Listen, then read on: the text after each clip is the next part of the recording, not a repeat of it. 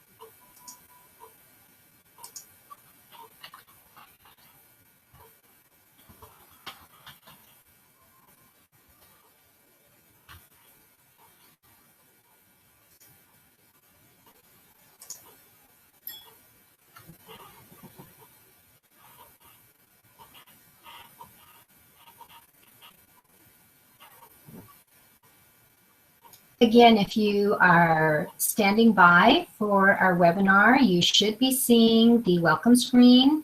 And in the background, what's happening is we are getting our guests set up on the technology. So give us just a few more minutes and we will be ready to go.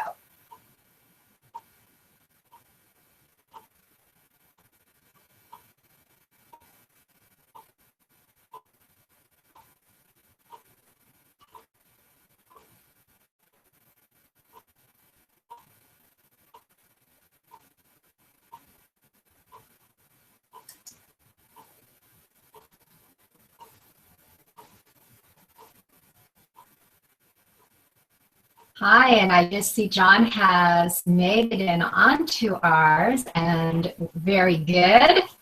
Awesome. I see you right there in the handy dandy screen. So we're just trying to get Ken in, and we should be starting up. John, if you can, go ahead and look up at the top of your screen, and you need to unmute your microphone so that we can hear you.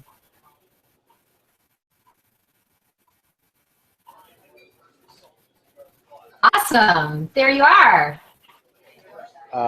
Can you, in fact, hear me? I can. That's excellent. Right. Well, very good, Kathryn. How's the sound quality here? I'm at the airport. This is the best I could do.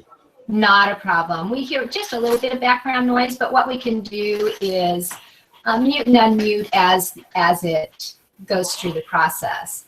And we're still just getting Ken connected in as well. And so let me work on that one more time, and then we will go forward with our morning. Very good, Kathryn. Thank you.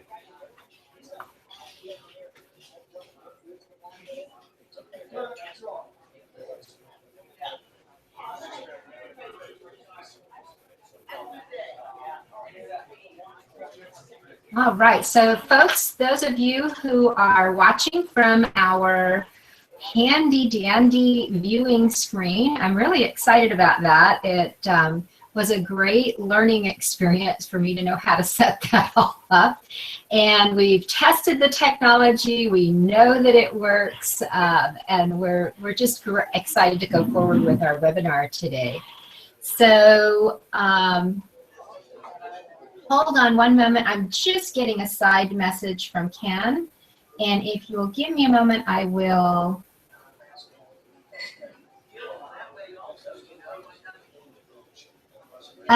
Ken has just had something that has come up, so we are going to go forward with John. And John, let's just go ahead and get started. I am going to take off the viewing screen, the welcome screen in just a moment, but let's just go ahead and get started. So welcome and thank you to all of our viewers for today's webinar with Serving Leader author John Stahl-Wert. We have guests that have registered from multiple time zones, so again, pretty exciting. I'm Kathryn Bingham. I am the Chief Essentialist Officer of Leadistics, where I'm privileged to partner with executives, entrepreneurs, and professionals who desire to increase their leadership impact and just make immense changes in life and work that have impact for themselves, their organizations, and their communities. So before we get started, some quick housekeeping. Below the video box, you will see the information for communicating with us today. So there is a Twitter hashtag that you can use. You can also see my Twitter handle. And if you go ahead and start by feeding us the location of where you're joining us from, that would be awesome. If you pre-registered for the event, we will be sending you the link to today's recording, and you'll be able to share it with colleagues, family, friends, whoever you believe has an interest in leadership-focused content. And again, we tested the technology. There's plenty of bandwidth. If you are having an issue, I would suggest that you close other applications that you may have on your desktop, and then also, if you would, you could always refresh your screen on your browser window, and that might help you as well.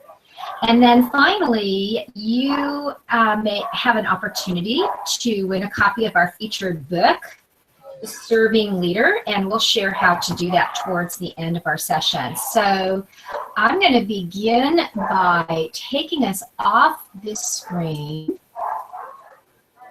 And you should now see our happy faces here. So good morning, John. If you will say good morning, they will see you right off the bat. Good morning, Kathryn. Good morning, everybody. Nice to be with you today. Awesome. And so I'm going to tell you just a little bit, even though Ken is not here, let me tell you just a smidgen about Ken. He is a best-selling author, speaker, and active consultant in organizational leadership. He counsels senior leaders and leadership teams at healthcare, technology, pharmaceutical, and biotech organizations, among many. He and his partner, Heather, founded Third River Partners, which provides leadership development and change management services. And he holds a doctorate in organizational behavior from Purdue. He has a master's in management from the Air Force Institute of Technology and a Bachelor of Science in Behavioral Science from the United States Air Force Academy. He lives in Pittsburgh and New York, and we're very sorry that he just could not get connected into our session today. But we do have Dr. John Stahl-Wert, who's also a best-selling author, internationally recognized speaker, and expert in growing great leaders, which I love. He equips great leaders to bring out the very best in their people. He's the president of Newton Institute and director of its Center for Serving Leadership, enabling individual, organizational, and community transformation based on the 5 actions in the Serving Leader that we'll be talking about today. And his passion is cultivating a worldwide community of serving leader practitioners. He worked 18 years for Pittsburgh Leadership Foundation, serving as its president and CEO, and was the founder of Serving Ventures, Pittsburgh Urban Leadership Service Experience, which I love, the acronym PULSE. That's awesome. Thank you. Leadership Foundation's Training Institute, and the Union Project, and I'm not sure if I pronounced this correctly, Amachi, Pittsburgh. Yeah. Mm-hmm. And he lives in Pittsburgh with his wife, and again, pronunciation, make sure you correct me, Milanica? Perfect, Milanica. Awesome. And she's a watercolor artist and iconographer. That's a really fascinating activity to engage in. So we are here about this, and congratulations, Ken and John, Ken not being here, on your 10th anniversary version of the Serving Leader. Thank you very much. I just checked Amazon, and 87% of your reviewers give you 5 stars on the book, which is pretty amazing when you look at the distribution of stars on reviews. And so your publisher, Barrett Kohler, obviously sees ongoing value in the work. So what do you think gives the Serving Leader such staying power? Well, when the book was finished and published in 2003, Kathryn, I wouldn't have had an answer to the question. I'll change your question slightly. How does this book provide distinctive value in the marketplace of leadership development? And I think that ties then directly to, will it have staying power, and now why has it had staying power? I have heard from many leaders and CEOs from around the world since the book came out, and the simplest way I can respond to that question is by giving you a sample of what I hear from leaders who read the book. It is simply this: read it, read your book, was moved by it. The story touched my heart at a personal level, touched that part in my life where I'm really wanting to have my work and my life matter and count for something, and captured what I'm actually doing. Again and again, I hear leaders saying, what your book describes, I've been doing, but I didn't know how to talk about it. I didn't have a language for it prior to this book. I didn't have a way to get it out of me and into my organization, into my culture, into my people. And primarily, as I understand what's happened in the marketplace, Kathryn, the sales of the Serving Leader over these 10 plus years has primarily been driven not through popularity of the book, but through working leaders who have driven the book through their organization as a key asset to their work. I'll give you examples of this. Billy Ainsworth, CEO of Progress Rail, the train division of Caterpillar, makes it a must-read across the management structure of that division of Caterpillar with over 10,000 employees. Toby Cosgrove, the CEO of Cleveland Clinic, makes it a must-read across the system of the Cleveland Clinic. Industrial Scientific, the leading manufacturer of gas detection safety equipment in the world, founded by Kent McElhatton, who's now the chairman of the National Safety Council, considers it a central text for shaping the values of the people space and the understanding of how managers bring influence to bear that causes people to grow and customers to get served. So I think the staying power is driven by leaders in the real world, and that's the most satisfying answer I could imagine, and it seems to be true. So we're so pleased about that. So, you know, the Serving Leader approach was to share Mike Wilson's journey. Right. Instead of that typical how-to of a business or leadership focused book. So it allows the leader to learn as Mike learns. Right. So who is this Mike Wilson for our audience, and why, you know, what was it that inspired you to use his story in order to share the key messages in the book? Well, Kathryn, Mike Wilson is not every man or every woman, but Ken and I know a lot of Mike Wilsons, and in some measure, he is us. So let me answer your question this way. Mike Wilson is very well known to me. In some measure, and Ken would say the same thing. In some measure, his journey mirrors our journey, but even more importantly, we watch this journey in the life of a leader. Leaders reach a point. Well, let me go back. Before we are leaders, we are solo performers. We're men and women who were trained to do something because we thought we should do that, or someone told us we should, or we were good at it. And we went out into the workforce and we started doing that thing that we were trained to do, and we caught the attention of others. We were good at it. We hit our marks. We had some successes. And in gratitude for having done so well, somebody had the wise idea of promoting us into leadership. And the moment we got that promotion, our job changed entirely. And for the vast most part, nobody mentioned that it was going to. You know, superstar salesperson who gets promoted to sales manager has a new job. And it isn't, you know, double superstar salesperson. Now it's somebody who's responsible for the growth and the performance and the happiness and the fulfillment and the sense of purpose and the effectiveness of others. It's a brand new job. And so Mike Wilson, in some ways, stumbling his way, certainly grasping to get better, is a common leadership story that we encounter again and again. And we like this guy. We better like this guy because we are this guy. Kathryn, you are this person. Leadership is a journey of growing. It's not a cram course with a test. It's a journey of growing that takes some time. And so Mike is a guy that allows us to see that in its real terms, not in cardboard terms, but real human terms, with the struggles and the humanity all allowed to show up in the man, because that's actually how it is for us, isn't it? Yes, yes.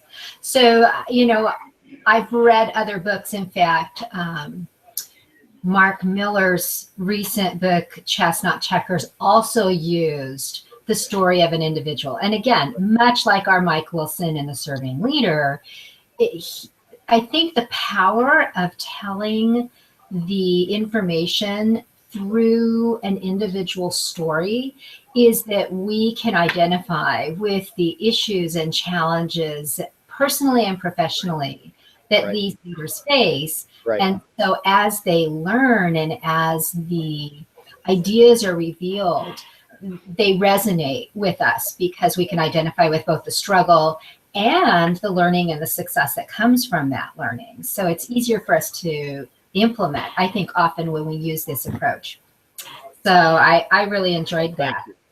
Now let's see if we can share some content with our audience today.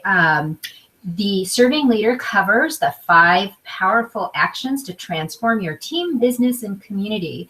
So if you could load your presentation onto the screen for our audience, and you do that by clicking that upper, on the left column, there is a green arrow, and it will allow you to choose the file from your desktop and then present. Well, Kathryn, I don't have a presentation on my desktop. Ah, okay. I'm sitting at a bar in an airport, getting ready to get on an airplane. Okay, well, I must have missed an instruction. Yeah, that's okay. It's in the email, but I have a means to fix that. So let's go ahead, and if you would give a quick overview of the 5, I will very quickly transfer some files from one computer to the other, and I will be able to put those on the screen for you. That's so nice. Always good to have a backup plan. My technological capabilities are not stunning. So you know, at a high level, what Ken and I have paid attention to over the years are the behaviors of leaders that produce organizational excellence. The behaviors of leaders, not principles per se, or aspirational ideas, but concrete, learnable, measurable, masterable behaviors. What we benchmark from around the world are those simple behaviors. In the book, we call them actions that we see leaders practicing with great intentionality, uh, who are leaders that are producing great results, growing their people and pleasing their customers and serving the world. And so we work in 5 areas, the 5 actions of the serving leader. If Kathryn is more gifted than me, which is very easy to be, she will perhaps be able to show these in print, but let me name them. Action number 1 is called Run to Great Purpose, and that speaks to those behaviors which help our people understand why their work matters. I'd be happy to say more about that, but just at an overview, the behaviors inside Run to Great Purpose help the people who come to work gain an understanding of the significance of that work, so that um, a sense of the meaningfulness and the purposefulness of their daily labors becomes animated and alive. The second action is called Upend the Pyramid.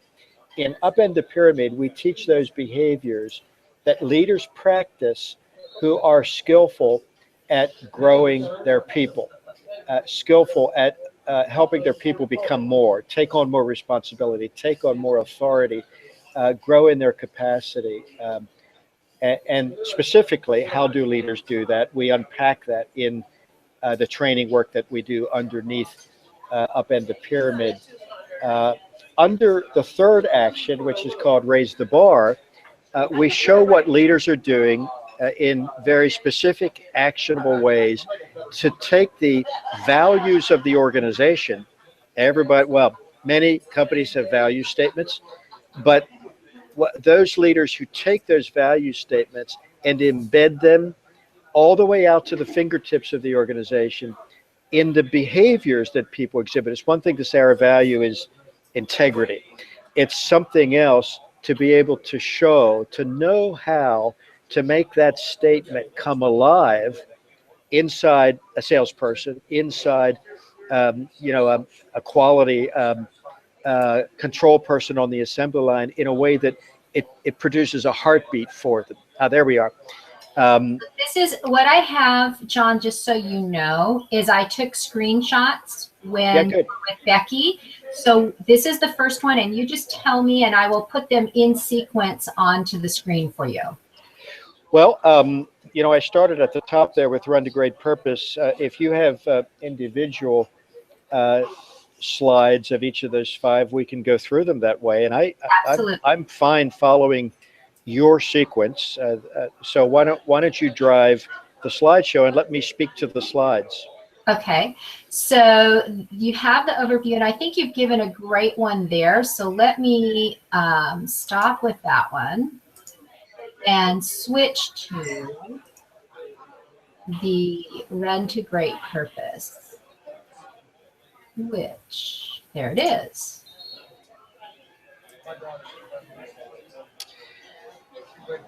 Yeah, so what we've done, Kathryn, is we've built a detailed training program, behavior by behavior.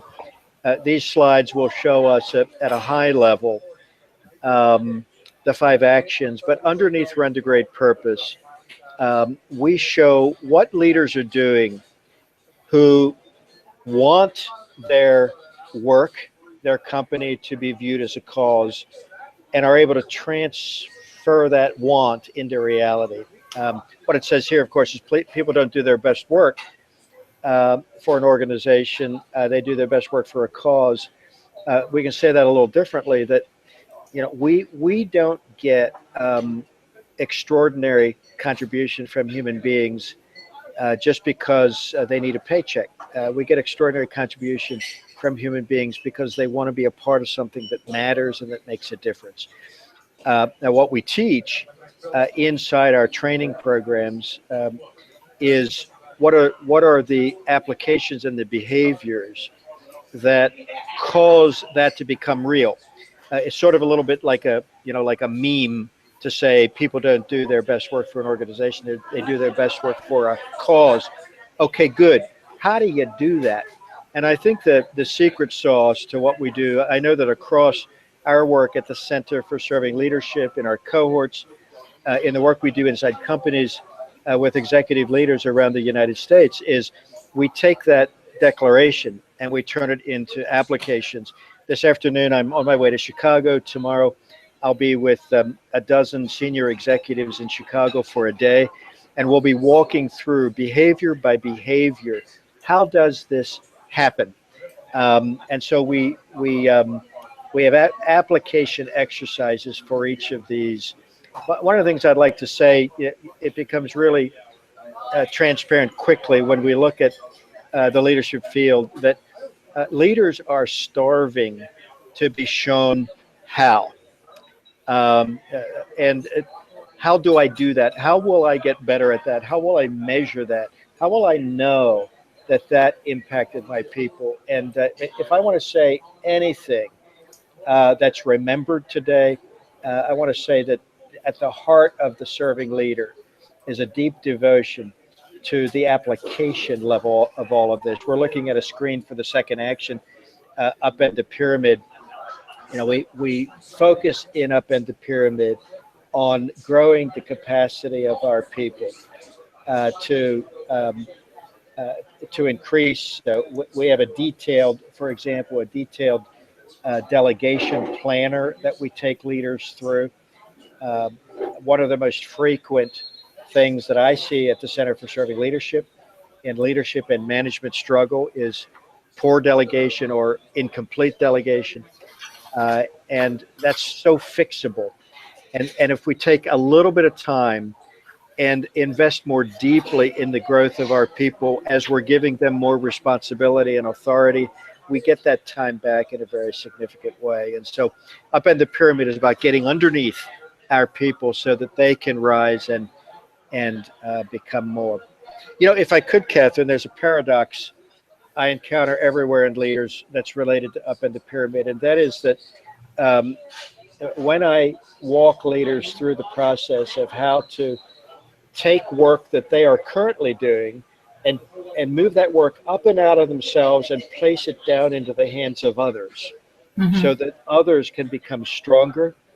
I hear leaders say, I don't have time to do that in a thorough and effective way. I'm so busy. I don't have time for that. And the paradox is we, in fact, don't have time to equip our people effectively to do more. And we don't because we don't do it. It's like a gerbil wheel we get on where we can't stop to help people get better because we haven't stopped to help people get better. And maybe some of the people who are listening are thinking, well, I have done some delegation and it didn't work. You know, the old saying, if you want a job done right, and you finish that by saying, do it yourself. The truth of the matter is, we can't do it ourselves. If you want a job done right, we have to delegate better. And so, just as an example, we teach how to do that effectively. So I've loaded up the build on your strengths slide. Um, Build on strengths uh, simply understands that our strengths are a combination of things we're good at and things that we have a motivation and a passion to do. Mm-hmm. It's called different things by different people. Um, in the world of what's called SEMA, it's called motivated ability. In the work of Gallup as well as Marcus Buckingham, that stand out. We understand that passion and ability must marry in strengths. It isn't enough for me to be good at something. I'm actually good at some stuff that I'd rather have a root canal than do. And what's going to happen if I'm really good at it and everybody says, boy, you're really good at that, John, and I despise it, is I will never become brilliant at that. It will not get my attention. And so in Build on Strengths, we show leaders, how do you get yourself really mapped thoroughly? How do you help your people understand one another thoroughly? And how do you increasingly align your teams in ways that each person can bring their broadest shoulders in service to the whole? There is no well-rounded leader. There are well-rounded teams, Mm-hmm. and we teach how to do that in Build on Strength. Right. I also am loading now the raise the bar. Hold on one second here. While you're doing that, in Raise the Bar, we look at the values of an organization. Um, we look at the standards that need to be elevated, and we we look at some hiring practices as well. Um, uh, it's once you get strong values alignment and high standards in an organization, you want to embed those practices from hiring all the way through to how we track with people's performance and so forth. People have often associated servant leadership with softness, and I don't see that in the leaders I serve. The one thing that um, uh, gets you fired most easily in a servant-led organization is values violations. Mm. High standards really matter, and when you think about it, what kind of love is it um, that we might show a person if that love comes in the form of letting them get away with shoddy performance? People really want to do great work, and they, as that movie, The Contender, said a long time ago, we want to be a contender. We want to make a difference, and so in Raise the Bar, we lead against values and high standards, and we show leaders how to do that in a daily way. Awesome. Awesome. Let me go ahead and add Blaze the Trail.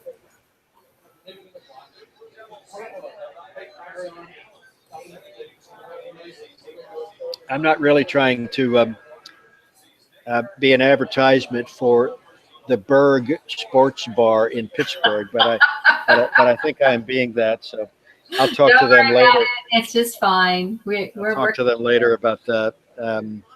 Well, this is a famous Peter Drucker quote, of course. 90% of what we call management consists of making it difficult for people to get stuff done. Um, uh, Drucker, for those who may read the book, Drucker is in The Serving Leader.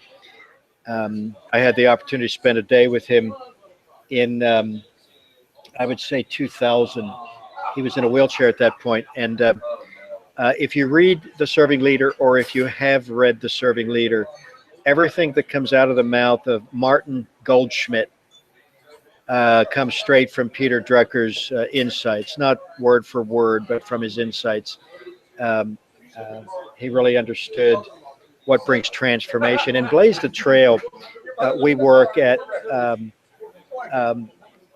helping leaders understand that they are eventually going to have to make peace with the fact that they must teach. Um, while I just hire good people who know what to do, that is fine. But if you want to maintain a distinctive value proposition in the marketplace, then you must understand that unique trail that you have blazed, and you must provide markers on that trail that people can follow. If you hire from your industry, you're going to have to train them in the special ways, the unique values, the unique purposefulness, the unique mannerisms of customer care or quality that mark your company. And you must get junk out of the way. We do some lean inside Blaze the Trail. Get junk out of the way, get obstacles out of the way. Stop having your people do stuff that some competitor does but makes no sense for you to do because of what your customers value. And it's one of the actions I enjoy the most, because it really lets us look under the hood of what's special about our company, our enterprise, our nonprofit, so that we can teach that, embed that into people within the organization. Inside Blaze the Trail, Kathryn, we do a deep teaching planner and coaching planner. Okay, if I'm going to have to become a teacher, how do I do that? And so we take the leaders through a teaching planning process, have them work with a specific purpose on a person on their team, and make a plan to help that person up their game by taking them through a teaching process or a coaching process. And so we get very specific with the leaders we serve in helping them learn how to teach, what's great about their company, learning how to coach when it's a coaching moment, and understanding what's the difference. When do I teach and when do I coach? Absolutely. And I think, you know, you mentioned, what do we stop doing? I think it's really powerful for leaders to create, you know, we have the to-do list. What's the to not do? What's our stop doing list? Right. And we need to analyze, you know, what are these things that we've gotten caught up in committing to that really don't serve?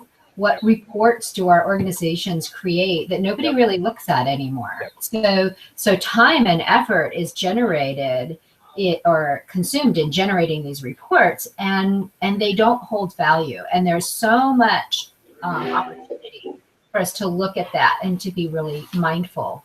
One of my clients, owner of a wonderful manufacturing company in Ohio, came through a primary thing I think I mentioned earlier that Center for Serving Leadership does is we offer executive cohorts, and we do that in geographies around the country.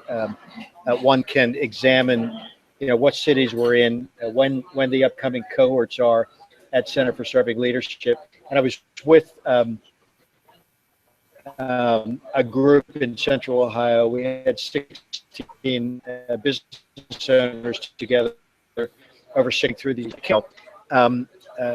Sam Yoder is this man's name. Maybe he's watching. Sam said, one of the things we're starting to do inside our company, a company called Berlin Gardens, beautiful company, at manufacturing outdoor furniture, is we ask ourselves and we ask one another, this thing we're doing right now, does our customer really want to pay for this? Mm-hmm. And that vivid, clear eye on, is this valuable? Well, who's to say it's valuable? Well, let's begin by wondering what the customer would think about the value of this. It's a wonderful question related to your stop doing things list comment, Kathryn. There are things we shouldn't be doing. We do them because we do them. We do them because we did them. But I love Sam's instinct. This thing I'm doing, is this what the customer wants to spend their money on? They have an acute sense of what they appreciate and value when they do business with us. Is this part of that? Or is this just something we made up in our head? Yes. Yes. So you've done an awesome overview of the key principles of the book. Before we start Q&A, I'd like to just take a quick moment to encourage our viewers to go ahead and buy their own copy of The Serving Leaders from your favorite bookseller, whatever it is that where you like to source your reading material. It can be found on both the big vendors, Amazon, Barnes and Noble, and you can also find it in your local Christian bookstore. I know there's a Kindle version. Is there also iBooks? There's a Kindle version and there's an Audible version as well. Okay, awesome. And so if you have read the book, if you're one of our viewers that has read the book, please take some time to share a review on Amazon. I know that's really important to any book launch. And since this is actually the 10th anniversary is a new book launch, your thoughts are really valuable to positioning that book in the marketplace. So and may I add, Kathryn, that there's an entirely new chapter in the second edition. What we did is we updated the story of Mike a bit and walked through each of the 5 actions in that final chapter in the context of real world, real business experiences that our character Mike had, and people are really enjoying the new chapter. And so even if people have read it before, I have a lot of clients who are getting it because they want to see where the story goes and what happens next with Mike. Awesome. So you actually shared some of this at the very beginning, but I want to give you an opportunity to touch on it briefly again. Yep. That the front matter of the book and the reviews in Amazon have testimonials as well about results. Would you like to share a couple of, I think you talked a couple of what some people have said, but perhaps there's some others that you would like to share. You want me to talk about business results or reader reviews? Which are you asking, Kathryn? I think when people take this on and it transforms them or their business, those are the kinds of things that it's important for. Maybe some of our audience hasn't read the book yet, and this gives them the why. Why should they go out and get that book? Yep. Let me tell you, I'll try to do this real quick so I can tell several. I've had the privilege since this book came out of serving several thousand leaders and walking them through it, and it's the most delightful and uplifting work. Puts me over the moon when I see leaders taking this straight to work. So I'll give you a couple of examples. It's fascinating to me how the application of these practices moves in a lot of directions, and so I want to give some diversity to this. I took a group of executives in Hong Kong, where I'm an adjunct faculty member at a graduate leadership program in Kowloon. Through these 5 actions, I do this periodically. And one of my students, a Singaporean banker in Hong Kong, then deputy CEO of Bank of China, second largest bank in China, second largest bank in the world, went through this with me. And he was working on a doctorate while he was running the bank, and he focused on upend the pyramid.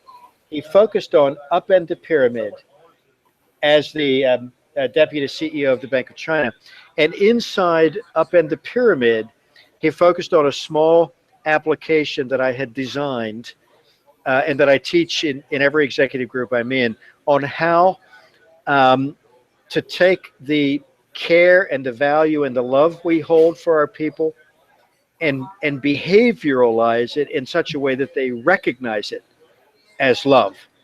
And I think we know, since Southwest Airlines and some other, Tim Sanders and others, that love is an okay, in fact, a very imperative part of our world. Isn't it interesting that human beings actually want to know that we value them, not just as a tool, but as a person? And so, and I know a lot of leaders, Kathryn, who love their people, but the people don't know it. And it doesn't count. If the people don't know, then it's not good stuff that way. And what David did is he took this small exercise that I teach about certain things to do to take the reality of value and love and live it out in a way that people begin to recognize, wow, that person knows me, that person cares about me, that person is thinking about me, that person is for me.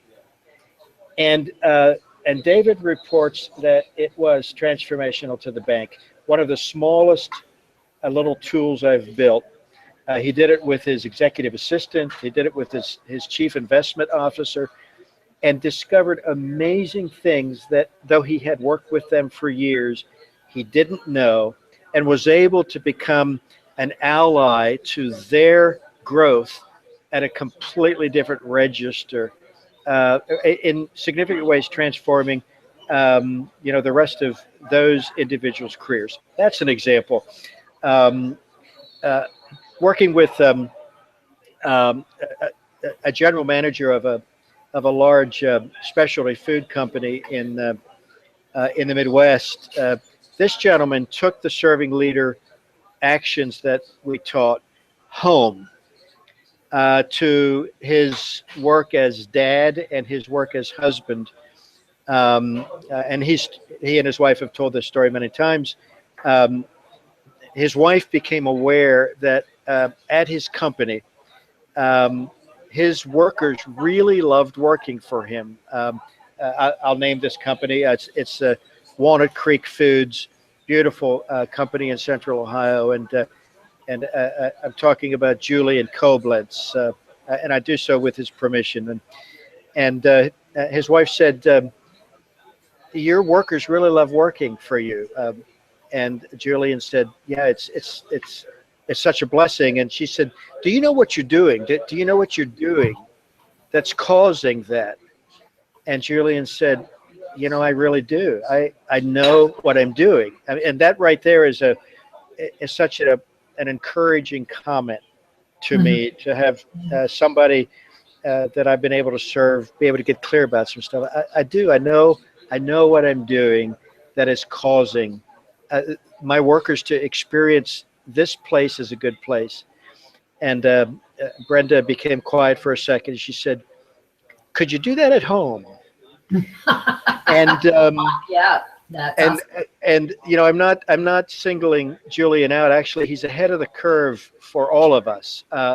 I know in my own life, and I know in the lives of a lot of men in leadership that we can be a little late to the party of integrating these things. And Julian said, "Well, as a matter of fact, I can." And he integrated everything he learned through the serving leader into a plan back at home with his young children. And what they did is just absolutely beautiful. It was such a delight to watch. I'll give you one more example. Working with a police officer, a sergeant in a suburb of Chicago, who's in my last Chicago group. I think I'll leave name off here in this case, but this great cop working day shift came to the realization that because of the press, the media, and the nature of day shift, he couldn't work at uh, police culture transformation as effectively during the day. There were more politics. And Mm, so he volunteered back, though he had seniority, he volunteered back to night shift, where he knew that he could implement things with greater latitude because everybody's asleep and the press is asleep and so forth, and nobody's trying to get airtime on something. And so great. he began implementing, how do we treat our neighbors here? What is the policing process if we understand ourselves to be serving leaders? We're there to serve our community. Of course, we're there to protect our neighbors from wrongdoers, but we're not there to make it worse. We're there to make it better. And his demonstration of that on night shift with a group of guys who really were hungry for better leadership was just beautiful. And Kathryn, I could go on and on and on. I want to make a comment. We uh, we look at a lot of news stories of companies that do bad things, leaders that do bad things, and of course there is a leadership problem in our world. There's no question about that. It's a dangerous time, but the press is not interested in good leaders. And my experience is that the numbers of really beautiful men and women doing good things in leadership in this country and around the world is that's the big story in the world. We Mm, don't hear about all the good companies. We don't hear all about the self-sacrificial leaders, the serving leaders, but they are many, many, many.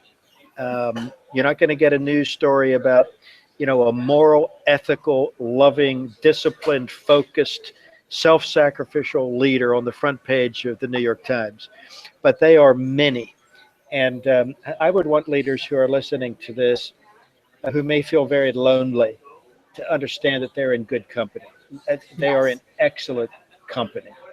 yes, I agree. Show me an organization that's delivering good value to customers, and I'll show you a serving leader at the helm, quietly going about her job, his job, in beautiful ways. One of the things that I really appreciated about the book is that anecdotally, um, you both shared stories of how the serving leader approach works in communities, in Right, nonprofits, in business organizations, right, and government. But what I really think is interesting is that one of the stories involved Mike meeting with and engaging with a military officer. And I know that we have someone who serves on in our audience today. right. So tell us a little bit about what that learning was about and how, because we don't often think of the military learning leadership differently. that they have these historical ways of imparting leadership and design throughout the services. And so it was interesting that in this story, we also have Mike's exposure to the naval officer. Could you share a bit about that? Well, I'll make a couple of comments. One is that I think the smartest business leaders in America are the business leaders who hire vets. Yeah. There isn't any question in my mind that if not the finest leadership development opportunities on earth, if perhaps among the best, but if not the best, are the armed services, the branches of the United States military. And stop and think about this for a little bit. A military leader who is out with a platoon of soldiers in a dangerous situation is leading. I'll use the pronoun of he just to keep this simple, is leading his men into harm's way. How do you do that? Understand, he is going forward with men coming behind toward danger. In that moment, you need to be an extraordinary leader because people behind you don't have to follow you. In fact, people behind you can do things to you if they aren't pleased with your leadership. The capacity in the armed services through the training that I've seen across the branches of the military to show what true leadership is, how to truly win trust and confidence, and to show true love, to follow strict principles that people can be confident in. You know, we never leave a man behind. Think about that. Why is that so important? Because that represents a principle that you matter to us, and we're not leaving you behind. We can't ask people to run toward harm unless we have done an extraordinary job of winning their hearts. And so, I grew up in a part of society where military service was not practiced. I came out of the Mennonite and Amish tradition. I have the utmost admiration as I've gotten older and spent a great deal of time under the mentorship of a two-star Marine general who was on my board. One of my key mentors is a United States Naval Academy grad, 1966, quarterback behind Roger Staubach. My mentor, my friend Bruce Bickle, 3 tours in Vietnam. I have the deepest admiration for the leadership training that comes out of our military, and someone might want to pick up the book by Francis Hesselbein, Be No Do, Leadership the Army Way. So shout out to the great job of developing leaders that's taking place in our armed services. That's great.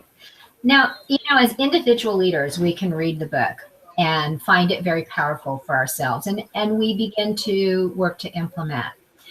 But the power is multiplied when we extend that into our organization. Right. Correct. So how would you say that this usually happens? We have the lone reader, and now they're excited about how that's been working, and they want to get that multiplier effect. So a number of ways. If you look in my hometown, a number of years ago, our large grocer, Giant Eagle, had a lone reader. I didn't know about Mr. Brem, Mr. Neil Brem at the time. I didn't know what he was doing, but he had read the book, and he developed a small study aid for the book. Neil became part of my company, and so I have that little study aid that he developed for Giant Eagle. So at the simplest level, study circles. Let's read the book together and talk about it. Sometimes we overthink these things, Kathryn. I know that when the serving leader was implemented across the Cleveland Clinic system, there were study circles as part of that. This is true in the rail division of Caterpillar and other places. Secondly, what we do at Center for Serving Leadership is one of our favorite deliveries of all of this training is to a group of senior leaders together from multiple companies. And that's important to us because getting clear about this at the executive suite level matters. There are Yes. some things you just can't delegate. I can't be a heavy-fisted leader and then delegate that someone else should make my company a serving leader company. It doesn't work that way. And so we like to work with senior leaders in a cohort, which I've talked about earlier during our time here in this hour. But then, and secondly, I like to do that because those senior leaders get to walk through the entire um, um, the entire canvas of resources and tools that we have, and they very quickly can pinpoint and say, I see the gamut of the resources that you have at Center for Serving Leadership, and I'm clearer now about where we're already strong at our company, and I'm very clear about a couple of areas that are low-hanging fruit for us to get better. Uh, would you bring those tools inside and gather us in groups of leaders and followers, and let's just drive that piece down. Let's just work on raise the bar Mm-hmm. in 2016. We're not going to do everything because that's something we need to get better at. We've been talking about the fact that we're not living our values very well and we don't know how to embed them. Let's work on that.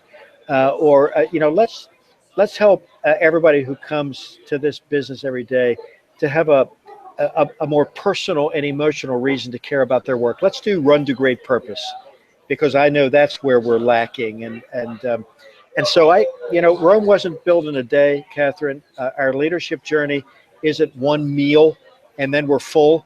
And our organizations can't do all the development they need to do all at once. And so we take it piece by piece. This year we do something, anchor it in, embed it, make it real. Let's not have training du jour. Last month we did this. This month we're doing that. That isn't wise leadership. And so I like working with senior leaders, and then I like helping them discern what's the next thing we should, with studious and intentional focus, work on, and let's stick with it until it Absolutely. really lives, And let's not be introducing, the new fancy thing every month. Let's stick with it. Shiny object syndrome. Consistency until this organization and our people really believe and know that this is here to stay. And so I counsel patience, and I counsel consistency, and I counsel intentionality. Take it step by step, and don't be caught up with shiny object syndrome, the latest thing. Yes. Um, our organizations can't handle that kind of go left, go right. Now we're doing this program. Now we're doing that program. The organization can't handle it. And we have to really steward the growth and development over years in our organization. So I'm going to pop up a screen real quick. That should now be available for people to see.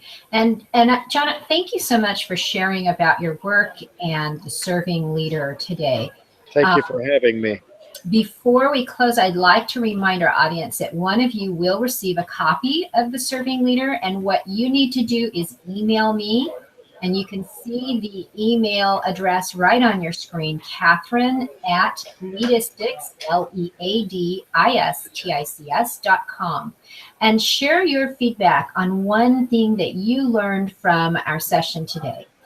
If you pre-registered, you will receive a link to the recording of our webinar so that you can watch it again and share it with others. And I'll also include John and Ken's contact information in that message. So pre-registration, if you did not pre-register, is still live for today if you'd like to receive this information in our session follow-up. So thank you for joining us. I'm going to take this screen off. If you still need to get to that email, I have a contact form on the leadistics.com, so folks, you can easily get it if I take it off the screen. Hold on one moment and we'll do that. And so, John, any last words? thoughts that you'd like to share before we close off? Well, my last word is a word of encouragement. Becoming a better leader resembles the maturation process, not the learning process. There's learning involved, as there is in maturation, but becoming a good leader is a lifetime of growing. And I encourage you to find friends for the journey. It's one of the reasons I like cohorts. We aren't what we should be, but we aren't what we used to be either. And I just want to speak encouragement to people who are watching. Um, get yourself into a room with people that you can grow with, and get support and encouragement. It's such important work. Our world desperately needs serving leaders, and I encourage you to make the commitment to grow into one. Awesome. So just a final note, here's the image of the book once more, and I'd encourage you to get your own copy. Again, you can find it in many locations for booksellers, and then share what you've learned with others. In addition, as good leaders, we value honest critique. So if you would be kind enough, once you've read the book, to share your thoughts on Amazon as one of the reviews, we would really appreciate that. And don't forget to send me an email with your feedback of a key takeaway that you learned today. If you do subscribe to Leadistics, you will get future updates on our leadership-focused blogs and webinars. And so with that, I'm going to tell you, go forth and do great things. Thank you so much for your time today. Thank you so much. All right, I'm going to go ahead and stop the broadcast. And John, I will talk to you in just a moment.